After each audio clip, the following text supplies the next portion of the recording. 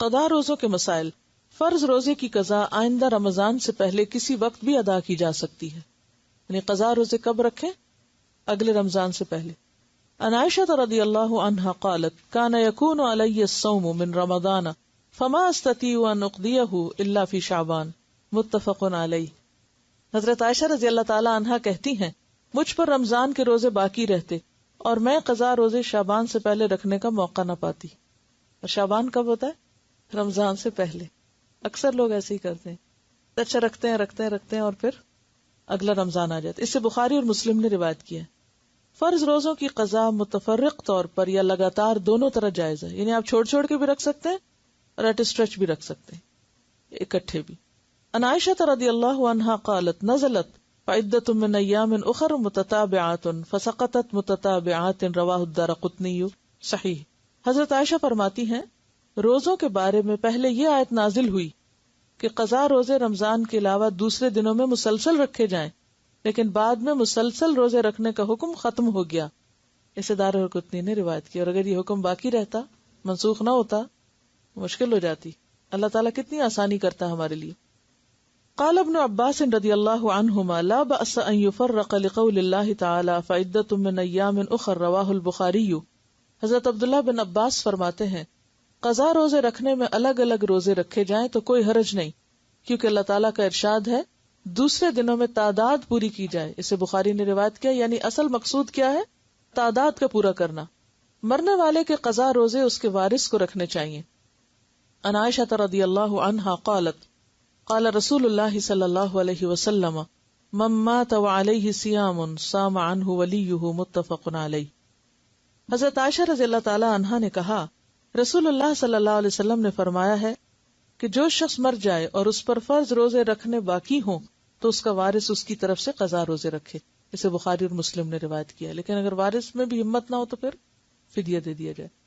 نفلی روزے کی قضا ادا کرنی واجب نہیں ہے. یعنی اگر آپ نے نفلی روزہ رکھا اور توڑ دیا تو قضا رکھنا ضروری نہیں. عن ام ہانئ قالت لما كان يوم الفتح فتح مکہ جاءت فاطمة فجلست عن يسار رسول اللہ صلی اللہ علیہ وسلم وام ہانئ عن یمینہ قالت فجاءت الوليدة بإناء فيه شراب فناولته فشرب منه ثم ناوله ام ہانئ فشربت منه فقالت یا رسول اللہ صلی اللہ علیہ وسلم لقد افطرت وكنت صائمة فقال لها اكنت تقدين شيئا قالت لا قال فلا يضرك ان كان تطوعا رواه ابو داود. حضرت ام ہانی کہتی ہیں یوم فتح مکہ یعنی فتح مکہ کے روز حضرت فاطمہ رسول اللہ صلی اللہ علیہ وسلم کی بائیں طرف آ کر بیٹھی, آپ کے بائیں طرف آ کر بیٹھی, اور میں یعنی ام ہانی آپ کے دائیں طرف. اتنے میں ایک لونڈی برتن لے کر آئی جس میں پینے کی کوئی چیز تھی. لونڈی نے وہ برتن رسول اللہ صلی اللہ علیہ وسلم کو دیا, آپ نے اس میں سے پیا.